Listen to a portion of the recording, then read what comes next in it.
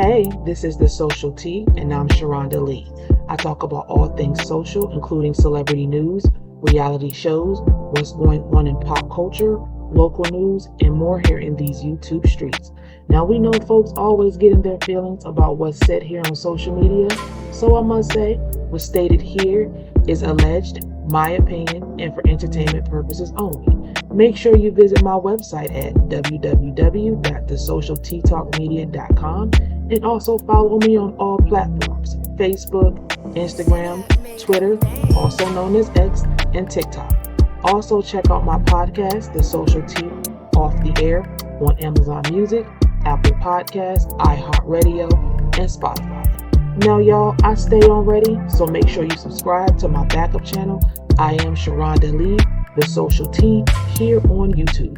Now, before we get into it, make sure you hit that notification bell, like, share this with everyone you know, and subscribe. Now, with all that being said, relax, get comfortable, and let's get into the tea.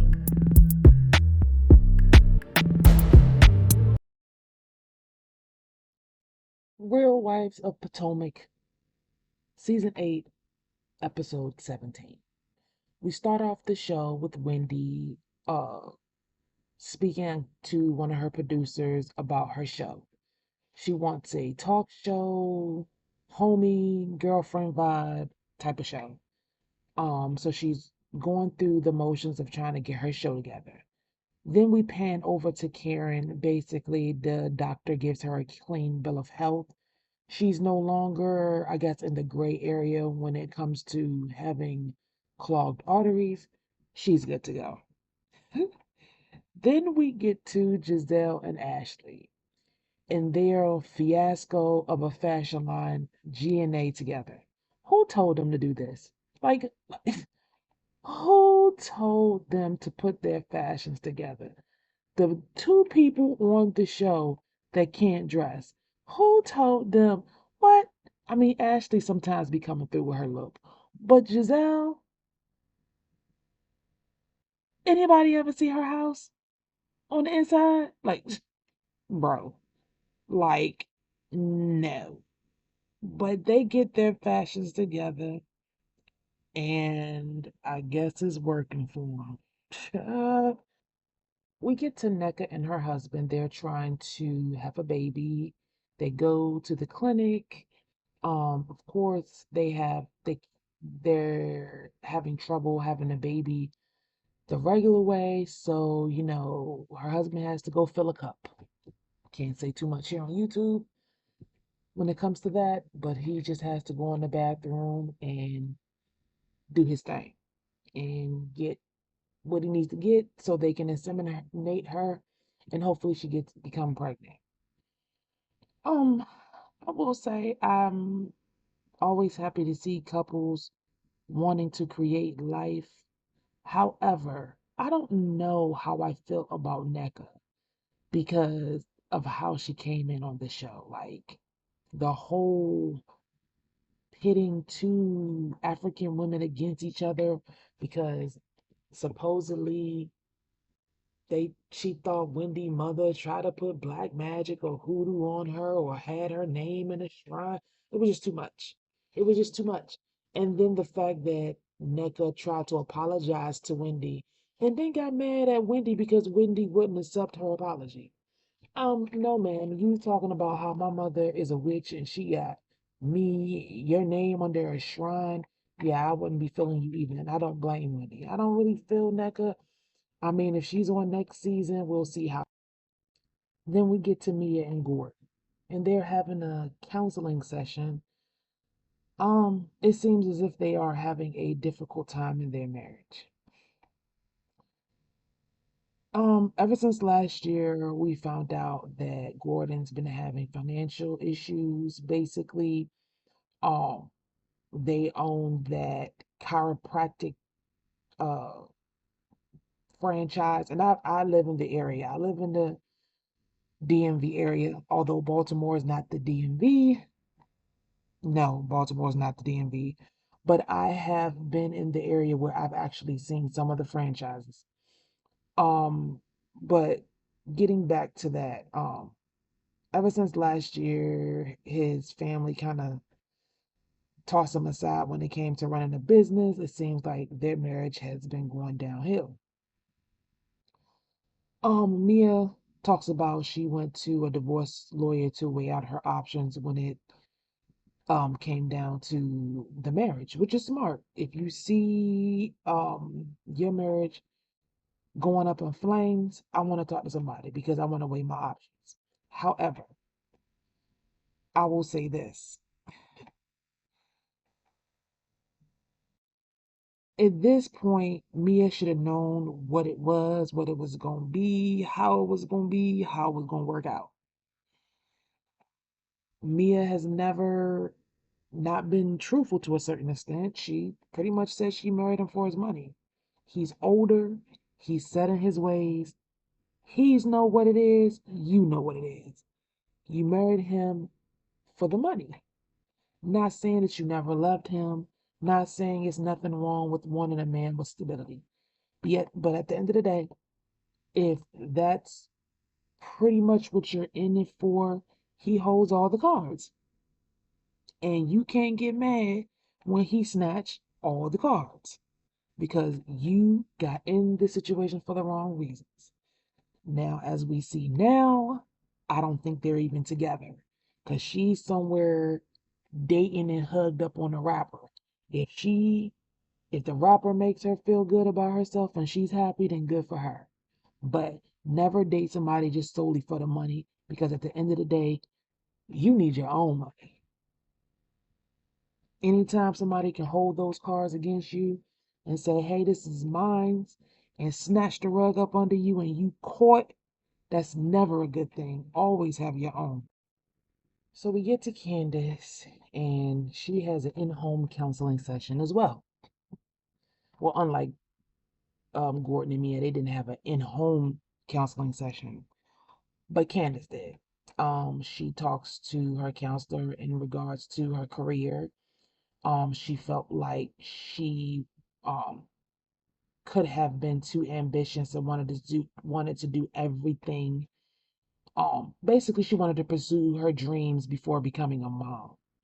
And basically during the counseling session, she I guess had an epiphany and basically, you know, figured out that, I can do all those things. I can be ambitious, I can live out my dreams, and I can also pursue being a mom and having a baby.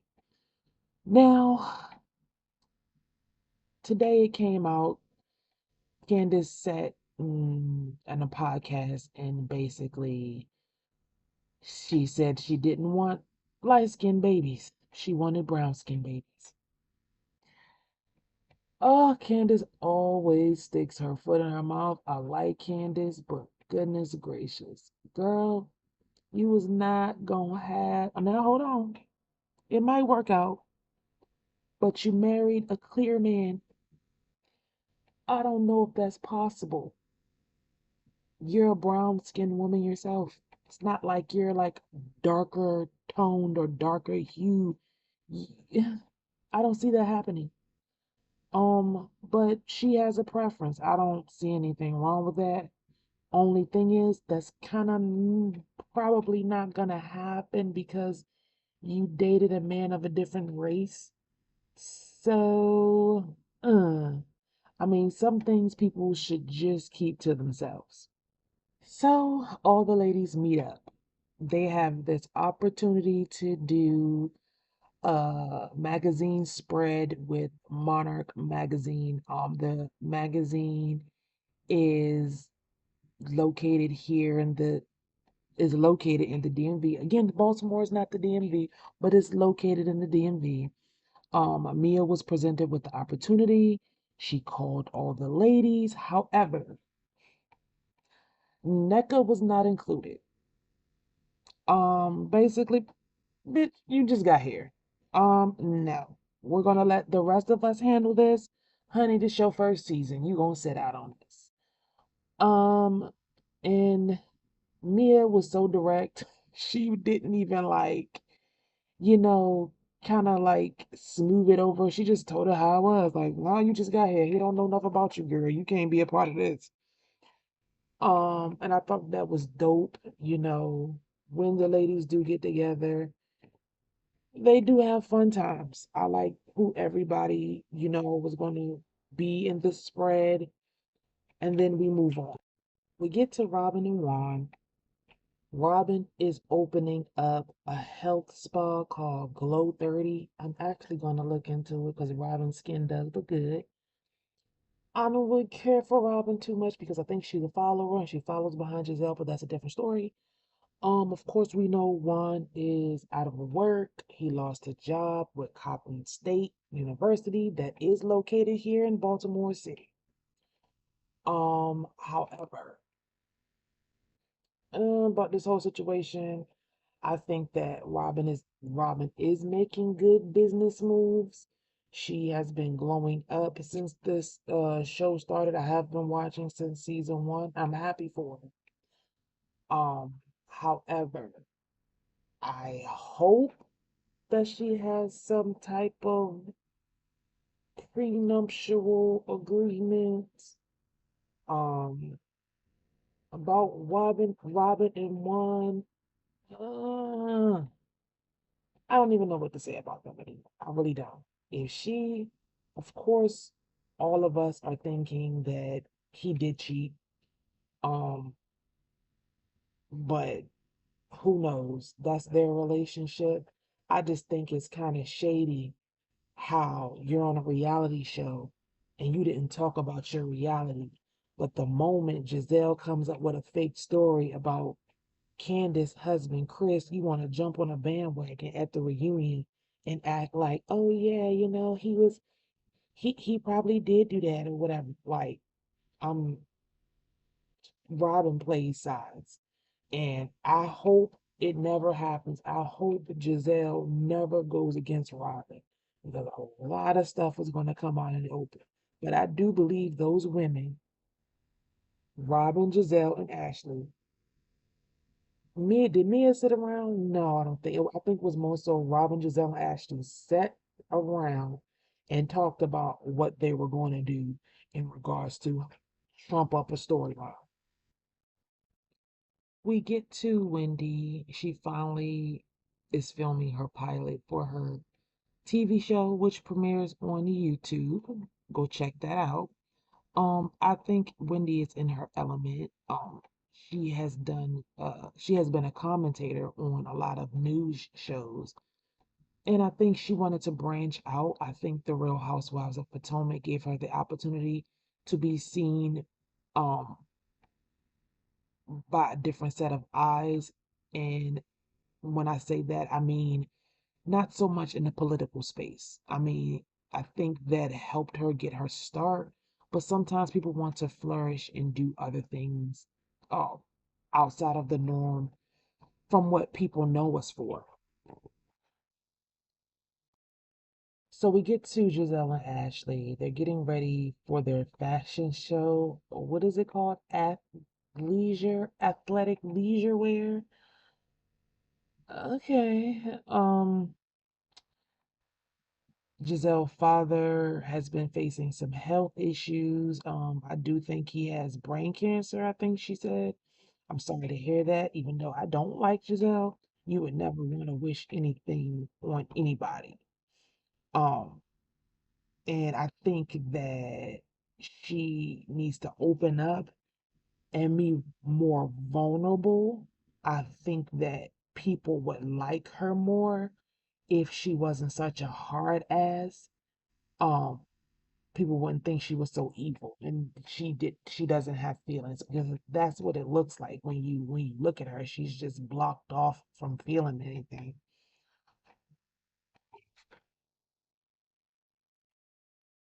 So all of the ladies start to arrive. Is it a club? They couldn't have this event in like events, but mm, okay. Everybody starts to arrive. Everybody looks cute. Gizelle looks plain. I'm sorry if I'm having a launch of my clothing line. I'm gonna look a little bit extra. Anyhow. Candace did look fabulous. I'm sorry, them shoes were cute and that dress was cute. Wendy looked cute. Hell, even Karen looked cute. I'm like, ugh. And then Ashley's friend Deborah comes in. So Deborah proceeds to make her rounds, hugging everybody. Then she gets to Wendy and hugs Wendy. And what I love about Dr. Wendy Osefo is she's not fake or phony. I think the hug kind of took her off guard, so she kind of just hugged her anyway.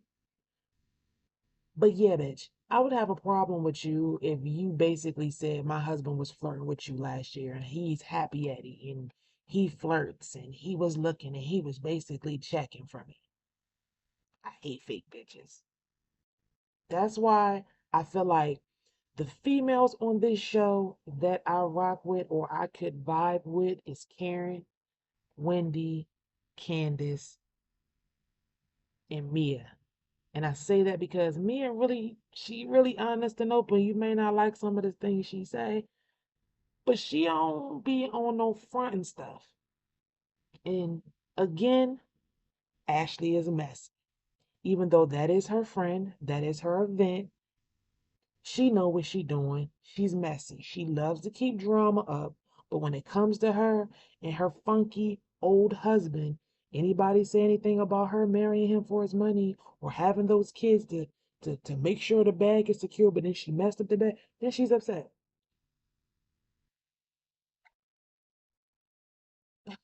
So they have the fashion line. They have their models come out and do the fashions. I didn't like it. I thought it was hoe wear, 304 wear. But in any case, they have the models come out on the runway and all of that is done. And of course, during the time where the models were coming out, Candace was making her little sideline comments, which was true. And also, one of the models came out with their sides out, like Wendy had outfit from last year. So, you know, you sit and talk about somebody, but then you copy off the same outfit that they had. Mm, mm, you know. So then the women huddle up, and Mia pretty much tells Wendy, Candace, Karen, and Klarna, which is Wendy's friend, basically about Gizelle dad being in the hospital. And Candace said, you know what, I can give somebody's, well wishes for their loved ones from a distance. And Wendy said the same thing, but she also said, it's funny how when my mom was in the hospital, y'all was sitting there laughing about my mom, but basically you want me to have sympathy for her dad now that her dad's in the hospital. That's pretty much, you know, Wendy called Mia and Gizelle and everybody else who was laughing at her mother. So the ladies pretty much wind down their night. They stay at the club, they party. Gizelle leaves and goes to Atlanta to be by her dad's side because he is having surgery in the morning. They wrap up filming close to 10 o'clock p.m. However, the mics are still on. And Ashley friend Deborah asks Candace if Candace has anything to say to her. Now we're hearing this, we're not seeing this. And basically Candace says, no, I don't have anything to say. Mind you, Candace did say she looks like one of the Sesame Street characters. Where's the lie? Because remember, she was the one going around saying everybody's husband was trying to holler at her. This is Ashley's friend Deborah. So, Candace is a wordsmith. She's quick and witty with her mouth, and a lot of people can't take that. This happened last year. So I'm assuming in my mind how this happened is Deborah was probably getting up in Candace's face, talking about, do you have anything to say to me? Do you have anything to say to me? Oh, you wasn't saying that, when you were calling me Sesame Street. Then you hear Klarna, which is Wendy's friend, said this is not the time or the place. See, my thing is, why you want to be gangster when the camera come down? She went and did all her rounds and said hello to everybody when she first came in. Now all of a sudden you want to get crunk and want to fight. I think that's whack. And if she said that a year ago, y'all all run in the same circles. I'm pretty sure you and Candace and all of them have probably been in the same circle since then. Now all of a sudden, when the show, I guess, they really wasn't filming, but all of a sudden now you want to jump? You want to jump for bad? Nah, I don't really feel that. But the show goes off. We don't really see anything, but we do hear it. And that's the end of the show until the next episode. Now, what I do want to talk about is their reunion looks. Now, I must say, bravo, bravo, bravo. I feel like this is the only show on the Bravo network this year that has gotten the reunion looks right. Their looks was hidden, okay? They was hidden everything. And Karen, her look was one of the best looks. Karen and Candace, I'm gonna like Candace. I'm just gonna like my girl Candace and Wendy. Them was the looks was good. And Gizelle, even Robyn look was hitting. Now Gizelle did give me prom dress, but because it was black, it kind of mended and blended with everybody else's dresses, so we could give Gizelle a pass. But their reunion looks were on fire. Um, we're gonna be doing another recap of next week's, and I will talk to you then. Dinner made